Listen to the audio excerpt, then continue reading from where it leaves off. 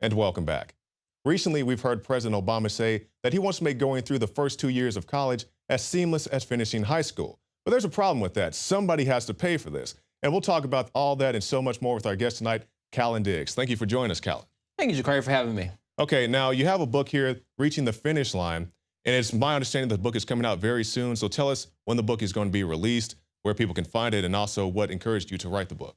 Absolutely. So the book right now is available in an ebook format.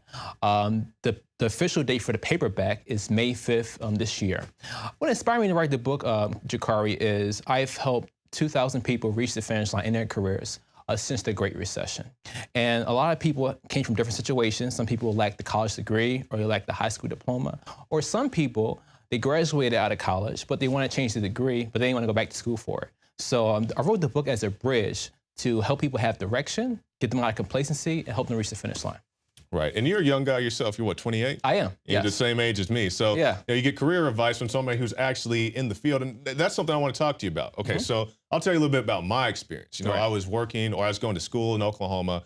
I was about 16 hours away from my degree. And then, I sent some stuff into Infowars, and Alex actually gives me a job. That was my experience, but that doesn't happen for everybody. With the research you've done, what percentage of people actually get that dream job coming straight out of college?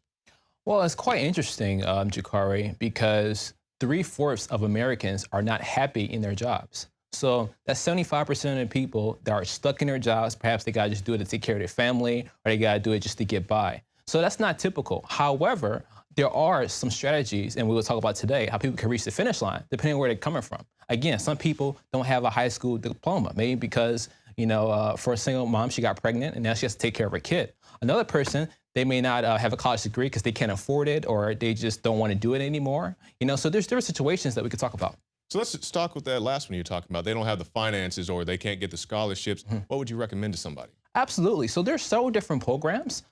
So for example, there's race-based programs. So for example, there's African-American scholarships or Hispanic scholarships that a person can apply for. There's also scholarships that's provided if you come from a certain income bracket. So if you're a lower income bracket, that can be provided for you. Minnesota has some programs like that.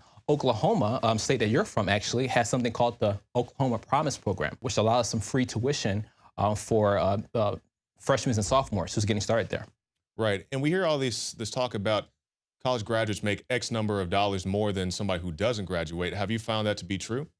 You know what? That's a good question, Jakari, because I get that a lot. And the fact of the matter is, if it's a specialized career, there's no doubt that a college graduate is going to make more money. However, when we talk about non-specialized careers, let's talk about the arts major. Okay. So the arts major is people like photography, theater, music. Well, the average starting salary for an art major is $30,000 a year. Now, that's not a whole lot when you consider that most of these college graduates are going to have a lot of student loan debt. And they probably be spending decades and decades to pay that off. And then this is where a high school dropout or a college dropout can actually make more than these people who have degrees in arts. Nothing wrong with arts, but it's probably not the best bet if you want to invest hundreds of thousands or tens of thousands of dollars for college. And I find that a lot, because I'll see people who didn't go to college, or they just went to community college and they have a very small amount of debt. Versus my friends, they may have went to the big state school and they spent that big state money, and maybe they make more money on the job. But the person who didn't go to college or just has a high school diploma, they don't have a whole lot of debt. They may work at, Cracker Barrel, but they don't have the $70,000 in debt. So have you found that there's a medium debt for people who come out of a 4-year or 2-year degree program? Absolutely. It's about between $35,000 and $40,000. So that's the typical debt that a college graduate is going to end up graduating with. Now, as you said, that definitely differs. So if a person go to Harvard or Penn State or one of these big universities, it's going to be a whole lot more. There's people that have $80,000, $90,000 in student loan debt, and they're probably never going to pay it off. They're probably going to die with it, unfortunately. But there's definitely ways, as we talked about, that it could be avoided. For example, one way is I always say that a college dropout or college perhaps someone who's graduating, or perhaps someone who's graduating from high school, they should consider doing a gap year. And what's great about a gap year is a gap year gives you contrast. And for someone, it may be teaching English abroad. It may be volunteering at an orphanage abroad, maybe like in Costa Rica or something like that. But what it does is it exposes you to different cultures. It increases your skills in diversity. It also gives you good customer service skills. It also gives you good business experience skills. There's some studies that have shown that people who have studied or worked abroad and come back in the U.S. are actually more successful than people who have never done. And it also gives you an opportunity just to contrast that, as you were saying, because some people, like I did, they have that tunnel vision. You get out of high school, you go straight into college, which for me wasn't a bad experience. But then some guys, they look up and like you said, they're $30,000, $40,000 in debt. So it also gives you a chance just to sit back and reflect and see, is this really the best course of action for me? And you know what's powerful about that, Jakari, is that a lot of times what happens is a student graduating from high school, they'll go to college and they'll say, you know what, I want to do computers. And then after 2 years, they won't do that anymore. And they change their major. And now the trend is being that it actually takes 6 years to get your bachelor's as opposed to 4 years. Because a lot of times when high school graduates start college, they don't know what they want to do. So by doing that gap year, it allows them to be able to kind of get some contrast, as we talked about. It allows them to really exercise different options on what may be a best fit for them. Perhaps they can start the first 2 years of general education courses, and then by their sophomore year, they'll be more decided in which way they want to go. Yeah, and I definitely experienced that as well, because I did some television production, and then I went to social sciences, criminal justice, and eventually came back to the television aspect of it, the production aspect of it. But a lot of people, like you said, they experience that thing. They switch majors multiple times. They go from this school to that school. So I think it would be beneficial to people to, take the time just to reflect. And maybe, like you said, if you do go straight to college, maybe just take the general education courses, maybe take a few electives just to see what works out for you. But as far as the people, let's say they don't go to college. I know in your book you talk about how to maybe switch a career without going through the college experience. Absolutely. And one way a person can do that by changing career successfully is by pivoting.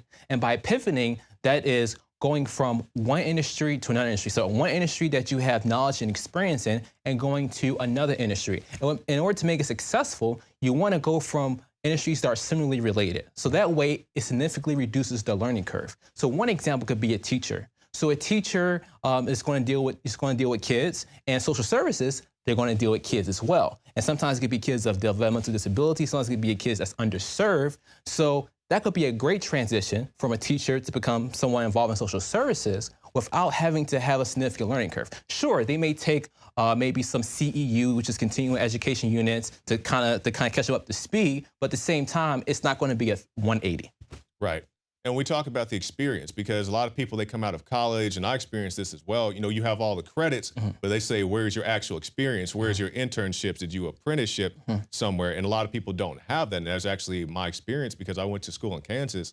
I got my 2-year degree there. I was interning at a TV station, a small TV station. They gave me a job, $7 an hour, whatever. I moved back to Oklahoma, and nobody wanted to give me a job. They said, you don't have the proper experience. So maybe you can elaborate on that point, as people need to understand when they go through these degrees, it's not just the piece of paper, it's the experience that goes along with it that's actually going to get them the job. Absolutely. And I definitely recommend that a person do an internship. Some colleges, they kind of have it within their program. Other colleges, they don't even mention it. So you graduate and you think you're highly qualified, got this shiny degree, and no one will give you a chance because you don't have the experience. So when it comes to internships, there are several different options. Now, if you want to do something in the nonprofit sector, in which you don't have to work for, you don't have to actually study nonprofits, but for example, if let's say you get a degree in environmentalism. So what a person can do is they can go to a website like idealist.org, and they can find paid internships about environmentalism. Now, those internships are going to be not based on nonprofit organizations, but they could be great ways to get some experience that could supplement which is theoretic academics. Now, we talked about how to, get the better job if you have the employment, but what a lot of people are experiencing now is they get out of college and there's not even a job in their field. Their field is shrinking, or, the requirements go up and up. It used to be associate's degree, now it's a bachelor's degree, now it's a master's, and then eventually a doctorate. I know people, they need to have a bachelor's degree just to have an internship running coffee and running the fax machine. So how does somebody combat this unemployment system? Absolutely. So internships is one. And what's funny is there's actually some paid internships that actually pay more than entry-level jobs. Google is an example. A lot of people are trying to always apply for Google internships because they're one of the most high-paying, and they tend to pay more than a lot of entry-level jobs. So that's just one. Another one is volunteering. So if you're living with your parents and you really don't have no responsibility and you really have no bills, well, that could be a good option as well. You could volunteer for, let's say, a nonprofit organization for maybe about a summer, maybe several months to get that experience. And then by the end of that term, they may actually give you a position to work for their company. So that's another one. There's a lot of different ones. We talk about apprenticeships. Apprenticeships is another one to be able to. Now, this is like if you're doing like blue collar work. So if you're doing something like you're like an electrician, if you're like a plumber or you're something like that, which actually those jobs are still in demand. You know, no one wants to do them, but they're still in demand. They actually pay well. So you could do your apprenticeship for a year, and then once you get your license or your certification, you become a journeyman, and then you can work by yourself and kind of have your own career. Yeah, and I'm glad you touched on that, talking about the plumbers, the other type of trades, or even people who drive garbage trucks. I understand those guys make a decent amount of money. And when I was in Oklahoma, I knew a guy. He worked at one of the local casinos as what do you call those guys? The valet. And those guys made more in tips than the managers did working at the casino. For sure. So, you know, that's another aspect that a lot of people, they don't really quite understand, a lot of the young people. And I mean, I'll tell anybody to the face, the young people, they ask me about school or whatever else.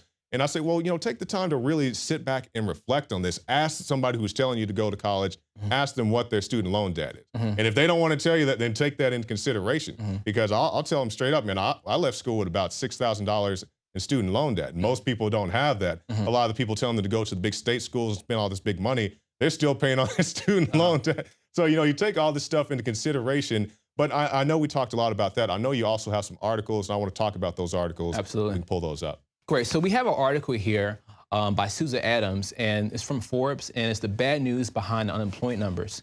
And if we look at the article, 31% of Americans who have looked for jobs in the past 4 weeks have been unemployed for 6 months or more. Just imagine that. A lot of people think, oh, but the unemployment rate is 5.8%, which is completely a fraud, because whether you're working 40 hours a week, 14 hours a week, or 4 hours a week, the government still consider you unemployed, which is not an accurate reflection, because that's not a living that people can sustain themselves on. I'm so glad you said that, because a lot of people, they look at all these statistics, and then even the job creation that we do see, a lot of that's in the government sector. But as you said, it's a fraud. It's very misleading data. And we'll talk more about this. Let's talk about briefly, a lot of people, they're on part-time status now because, you know, Obamacare, things like that. We saw Walmart saying that we can't afford to pay people, you know, the normal wage because of Obamacare. So even people who are able to get a job there, they're working part-time with fewer, if any, benefits. So now they have to work multiple jobs just to get that same paycheck that they used to get years before. So that's a great point that you brought up, Jakari, because there's alternatives to unemployment. A person can be self-employed. So a lot of times people may get the hours cut back and have to be part-time. Well, there's one way a person can actually get multiple part-times and actually develop a full-time income. So one way is, for example, there's something called event promotions, and where a company like AT&T, they need like a back-to-school campaign. And usually they don't execute these kind of campaigns. They'll hire a marketing firm to do the campaign. And usually what happens is a marketing firm is going to look for someone like you to do the campaign. So they subcontract that assignment for you to do it. And a lot of assignments pay anywhere between $16 to $25 an hour. Now, of course, you can't sustain your living off of one assignment, but if you get multiple assignments, that could be a very lucrative living. So that's one way to combat off getting laid off and going from full-time to part-time. You could find some of those event promotions, you know, gather those up, and that can help you out a little bit. Okay, now with the time we have, let's talk about the book. So people can pick up the book where? At reachingthefinishline.com. Okay, reachingthefinishline.com. Absolutely. And if they also go to the website, they can also get my free white paper, save up to 75%, what the IRS doesn't want you to know. A lot of people are getting into small business, you know, but they end up paying, you know, we see how small business is getting hurt by Obamacare, a lot of these other laws. Well, there's a way that the IRS don't openly tell people about that people can actually save up to 75%. And that's something they get my free white paper at reachingthefinishline.com.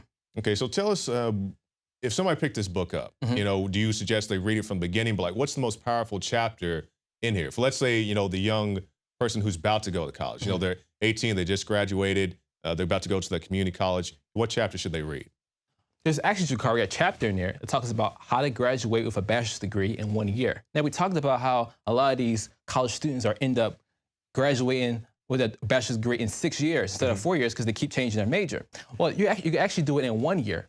And one way to do it in 1 year is to do something called credit by examination. And basically what they are is, instead of spending 3 months or a whole semester in college, you can take a simple test. Basically, you could test out of these subjects. So you test out these subjects, you get a grade, and you go to the next subject. And if a person could basically take a bunch of tests, if they're a good test taker, they can basically get a bachelor's degree in 1 year. Now, those majors are not vast. They're quite limited. So it's going to be liberal arts, it's going to be business administration, criminal justice, things like that. But if a person just want a college degree, want to get it done and over with, it could be a very effective way in doing it. And as well, it's very affordable. Each test is about $85. So just take that $85 times whatever amount of courses, that's going to be a whole lot less than what you're going to pay for a bachelor's degree.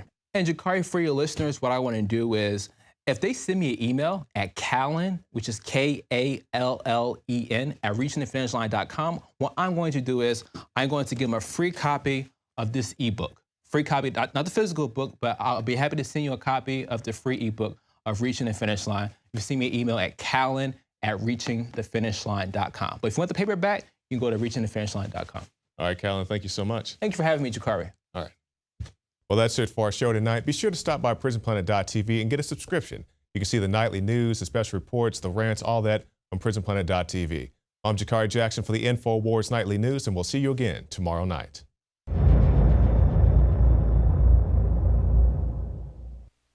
City of Austin tap water versus filtered City of Austin tap water. I can taste dirt in it. God knows what's in this. This has an aftertaste. Tastes like Austin water? Yeah, it does. Ugh. These people just sampled City of Austin tap water straight from the faucet. Next, we had them try a sample of tap water filtered through the ProPure G2.0 filtration system. High quality H2O. That one is better. Tastes like nothing. Yep, I know what good water tastes like. It's good water. Most tap water contains added substances like fluoride, chlorine, Monsanto's deadly pesticide, glyphosate, and many others. Studies prove that these substances are linked to an assortment of major health issues, including tooth decay, lowered IQ, and even cancer. It tastes like you're drinking out of the lake when you're drinking tap water. Yeah, it has that processed flavor to it. The ProPure G2.0 filtration system removes these deadly substances and many more, leaving only fresh-tasting, deliciously clean water. Okay, this is very tasty. It's good water. Refreshing. It's good. Go to InfoWarsStore.com today. Use promo code WATER and save 10% off your ProPure purchase. Again, that's InfoWarsStore.com or call 1-888-253-3139. You are watching the Infowars Nightly News, which airs 7 p.m. Central at InfoWarsNews.com. And your support is helping us defend liberty worldwide.